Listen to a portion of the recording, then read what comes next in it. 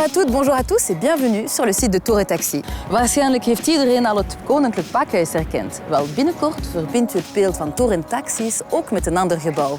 En wij gaan het vandaag samen ontdekken.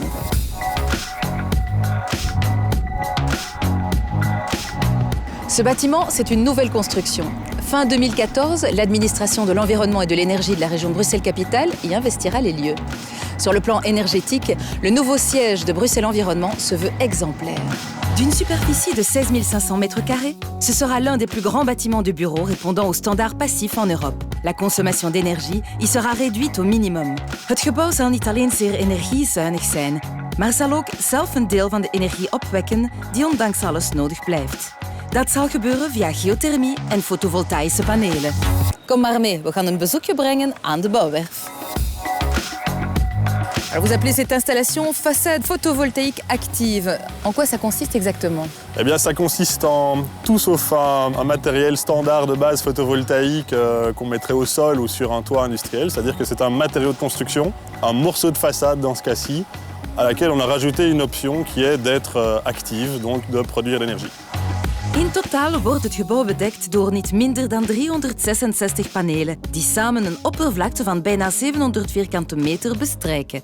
Om de platte panelen op de gevel en de panelen op het dak met elkaar te verbinden, moest een bedrijf worden gevonden dat in staat was om 36 gebogen panelen te vervaardigen.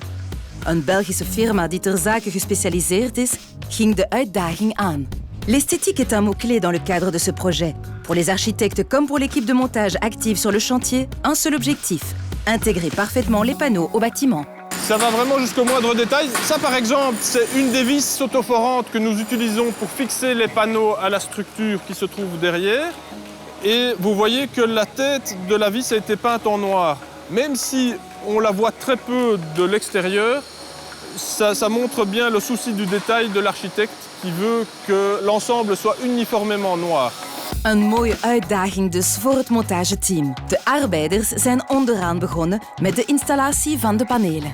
Eerst hebben ze dus het verticale gedeelte aan de zuidkant aangepakt. Vervolgens zijn ze, met de hulp van een hoogtewerker, steeds hoger gegaan om zo het gebogen gedeelte van het gebouw te bereiken. Vanaf dat ogenblik gebruikten de monteurs een wel heel originele techniek: abseilen met klimtouwen.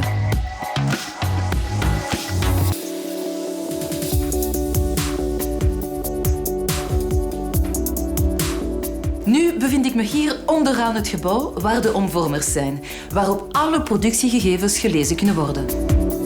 Les onduleurs qui sont les cerveaux de l'installation sont reliés à ce qu'on appelle une webbox. Cette webbox est reliée à Internet et nous permet d'avoir un œil permanent sur la centrale et d'être, par exemple, averti par email ou même par SMS en cas de défaillance.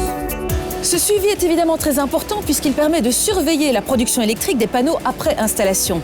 Mais en fin de compte, quelle quantité d'énergie sera réellement produite? Met een ideale oriëntering op het zuiden gericht en een hellingsgraad van 0 tot 90 graden wordt de productie van de fotovoltaïsche panelen op 85.000 kWh per jaar geraamd. La moitié de cette production représente déjà une très belle économie, puisqu'elle permettra d'alimenter en électricité les 500 ordinateurs portables prévus pour le personnel de Bruxelles Environnement.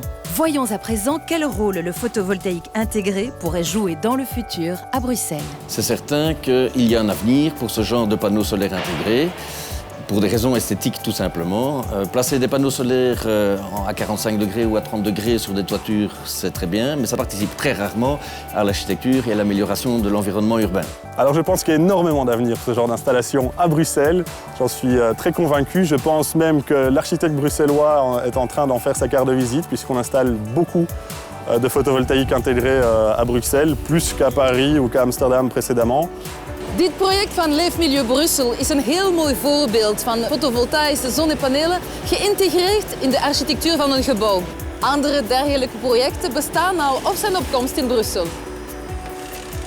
Leur apparition chez nous témoigne de la faisabilité et de l'intérêt de cette technique d'avenir. Clairement, le photovoltaïque a encore de très beaux jours devant lui. Affaire à suivre donc.